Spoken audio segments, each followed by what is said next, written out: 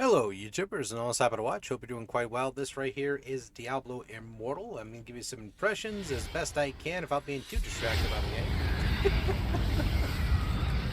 So, alright.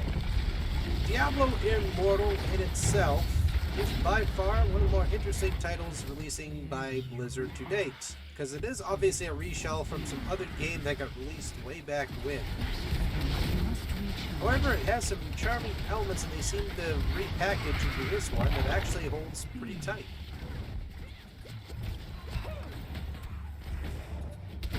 You ask me, what do you mean?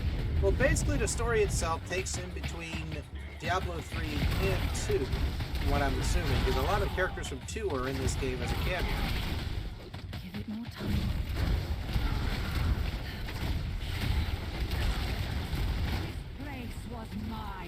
The character customization in this game is also quite interesting as well in terms of cosmetically, so you can actually create your own character this time around. You're not picking out, pre-stock characters in terms of facial features. You actually get to make a little bit more depth behind how your character kind of looks, even though it doesn't really matter if you mostly shielded behind a piece of armor anyway, but it allows that option of customization, which is pretty cool.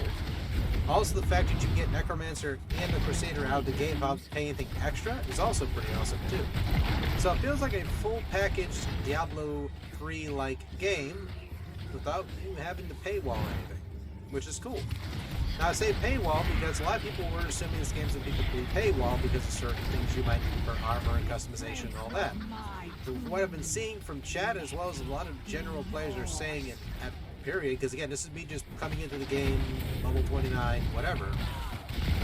And all I can say so far is that so far with probably a little bit of grinding, I can probably get all those materials people are also missing out on at the moment, no matter how you gear. The usual grind like in Diablo anyway. However, this isn't saying the game is perfect either, because it's also in an early access format for the public use. So things could change, you could fix it.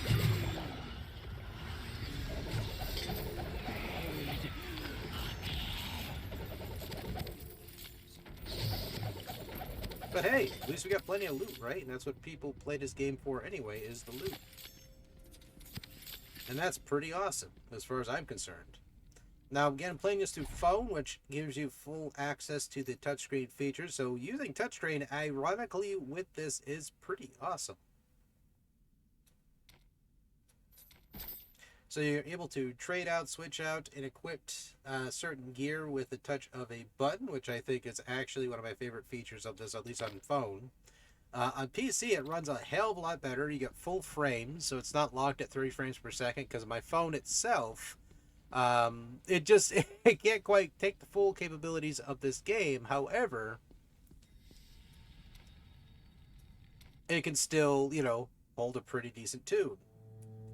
Now, do not let some of the graininess fool you. This is just, again, through my capture. However, the game looks really vibrant on my phone. Like, it looks insanely good.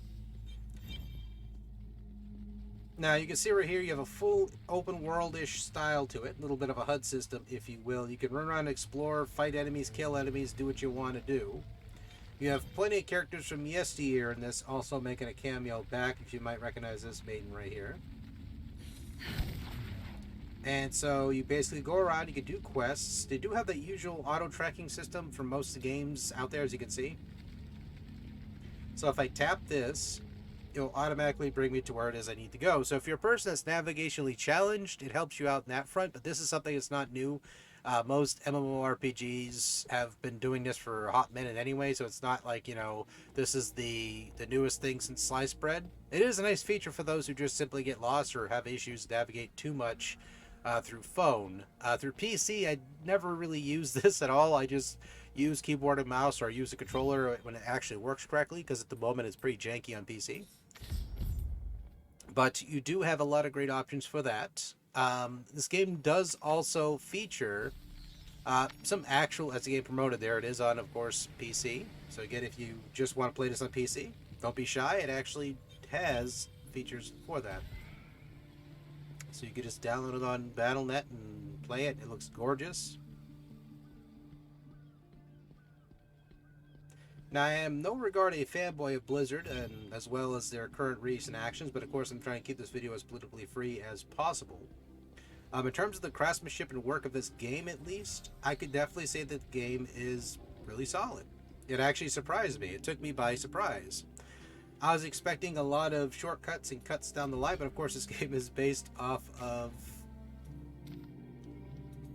another game which they reskinned and repurposed for Diablo here, so I mean, who are we kidding? However, it still holds its own in terms of being a really good game still.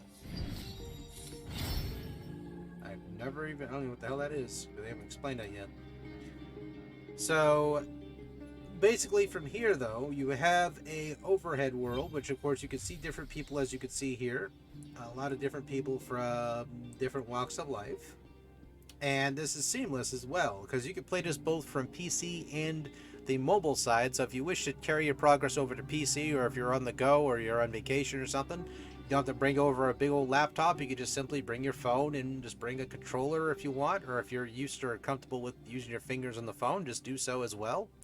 You can still grind along as you're doing whatever, right? Or if you're at work, this is the perfect game, I guess, because a lot of people have been saying that about this game so far. This is the best distraction from work ever. And you can see right here, it, is one of those type of games that it is. I should probably do those Rift quests or Rift things there. Oh shit! Sorry, Deckard, coming in. Ah.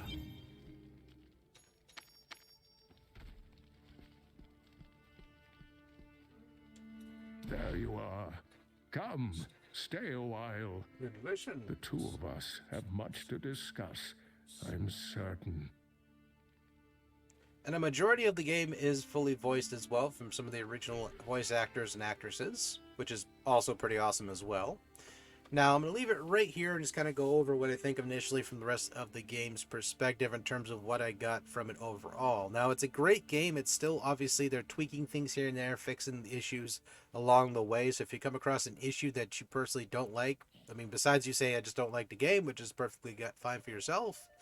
But of course, when it comes to gameplay wise, in terms of like the controller not working right on PC, because it isn't. A few people have been reporting it. Actually, a lot of people are reporting it, like myself. The controller just goes unga bunga, and that's pretty much it. You can't really use it. Most people go, why aren't you using a controller on PC anyway? Because it's an option.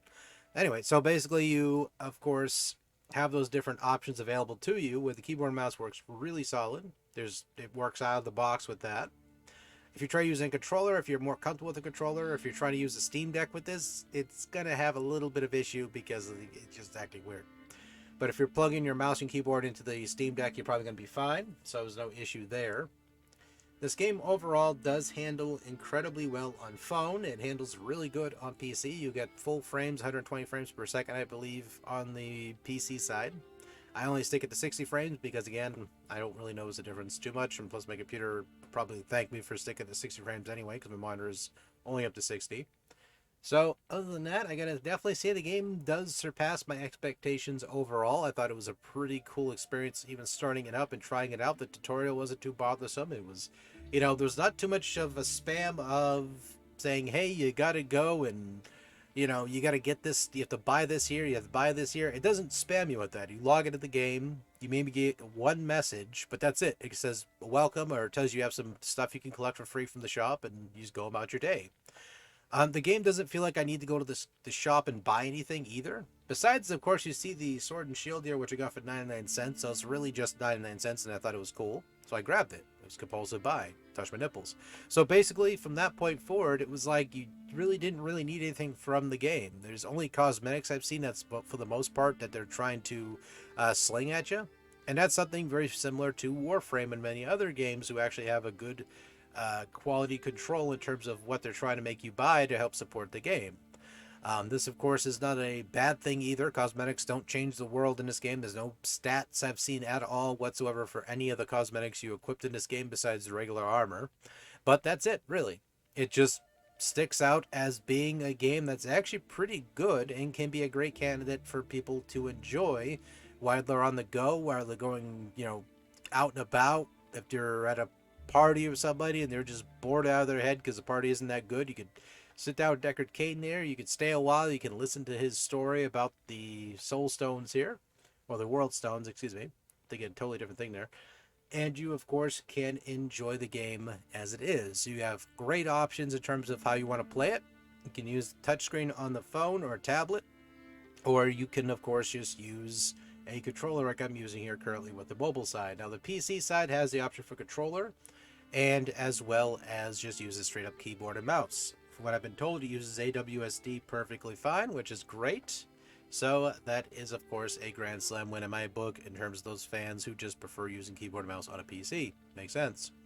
So, hope you enjoyed the gameplay and this opinion take of Diablo Immortal. Now, again, it's not the best game in the universe, but it's certainly going to be shaped up to be a pretty fun and free experience for those who just want to get that itch for Diablo out of their system.